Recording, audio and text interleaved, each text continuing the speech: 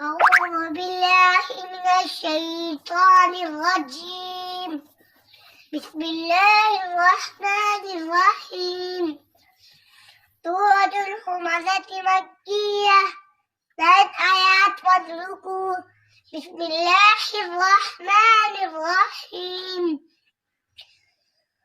ويل لكل همزة لمزة الذي جمع مالا وعدده يحسب أن ماله أخلده كلا لينبذن في الحطمة وما أدراك ما الحطمة نار الله الموقدة التي تطلع على الأفئدة إنها عليهم مؤصدة